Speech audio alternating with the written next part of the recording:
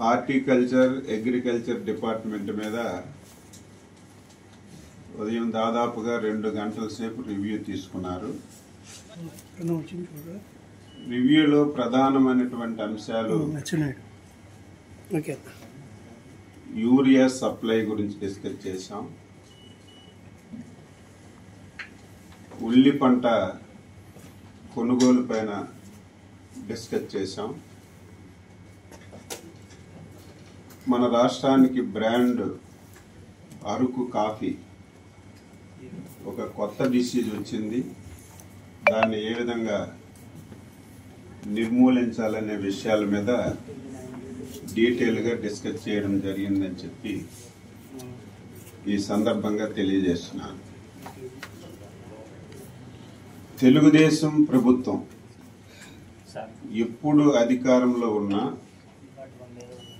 రైతు పక్షపాతిగా పనిచేస్తున్న విషయం ప్రతి ఒక్కరికి కూడా తెలుసు. రైతు 1 రూపాయి తీసుకున్న నష్టం లేదు. రైతు ఎప్పుడు కూడా ఆనందంగా ఉండాలి.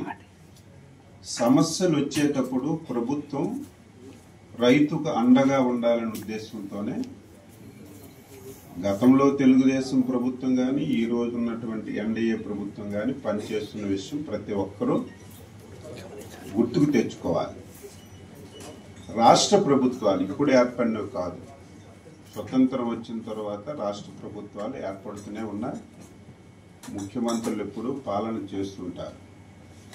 ఎప్పుడైనా ప్రభుత్వాలు ఆహార పంటలు ఎప్పుడైనా సరే ధరలు తగ్గినా, ఆహార పంటలకు ఎప్పుడైనా ఇబ్బంది వచ్చినా ప్రభుత్వం ఆదుకోవడం మనం చూసాం. కానీ ఫస్ట్ టైం దేశంలో వాణిజ్య పంటలకి ఇబ్బంది కలిగేటప్పుడు, వాణిజ్య పంటలు ధరలు తగ్గేటప్పుడు రైతుకు ఆదుకున్నటువంటి ఏకైక ప్రభుత్వం ఎన్డీఏ ప్రభుత్వం చంద్రబాబు నాయుడు గారు అని చెప్పి నేను ఘంటాపథంగా చెప్పదలిచాను.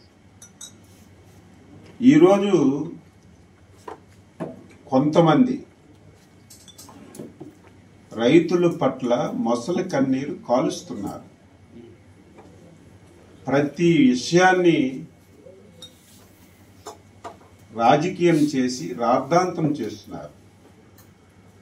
ఆ వ్యక్తులు కొత్తగా వచ్చినటువంటి వ్యక్తులు చేస్తే మనం వినొచ్చు. కానీ మొన్నటి వరకు ఈ రాష్ట్రానికి పరిపాలించినటువంటి వ్యక్తులు, ఈ రాష్ట్రానికి 5 సంవత్సరాలు ముఖ్యమంత్రిగా వెలగబెట్టినటువంటి వ్యక్తులు ఈరోజు రైతుల పట్ల మొసలి కన్నీరు కాల్చడమే కాకుండా మాట్లాడితే అబద్ధాలు, నోరు విప్పితే అబద్ధాలు మాట్లాడి రైతుల్లో అయోమయం క్రియేట్ చేస్తున్న విషయం కూడా రైతులు ప్రజలు గమనంలోకి తీసుకోవాలి. ఈ ప్రభుత్వం వచ్చింది 14 మాసాలు పూర్తయింది. అనేక సమస్యలు రైతులకు వచ్చాయి. ఈ 14 మాసాల్లో రైతులకి ఏ సమస్య వచ్చినా రైతులు అడక్క ముందే పాత్రికేయుల ద్వారా తెలుసుకున్నా, ఫీల్డ్లో డిపార్ట్మెంట్ నుంచి తెలుసుకున్నా, ప్రజాప్రతినిధుల నుంచి తెలుసుకున్నా, వెంటనే స్పందించి రైతులకి సంతోష పెట్టినటువంటి విషయం ఒక్కసారి మళ్ళీ గుర్తు చేస్తున్నారు. ఉదాహరణకి మిర్చి ప్రాబ్లం వస్తే ముఖ్యమంత్రి గారు, ఎప్పుడైనా ఒక ముఖ్యమంత్రి కేంద్ర మంత్రి కార్యాలయానికి వెళ్ళి కేంద్ర వ్యవసాయ శాఖ మంత్రితో మాట్లాడి మా రాష్ట్రంలో మిర్చి ధర పతనమైంది, మినిమం ప్రైస్ ఇవ్వాలి, ఏదైతే గ్యాప్ ఉందో ఆ గ్యాప్ ఫండింగ్ ఇవ్వాలని చెప్పి ఫస్ట్ టైం ఆదేశాలు తెచ్చిన విషయం కూడా ఈ సందర్భంగా గుర్తు చేస్తున్నారు.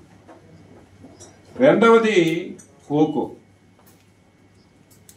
నేను ఎందుకు ఇవన్నీ చెప్తున్నానంటే రైతులకి ధర వచ్చేటప్పుడు సమస్య ఉండదు, ప్రభుత్వం దృష్టికి తీసుకురారు, హ్యాపీగా ధర వచ్చేటప్పుడు రైతు ఆనందంగా ఉంటారు.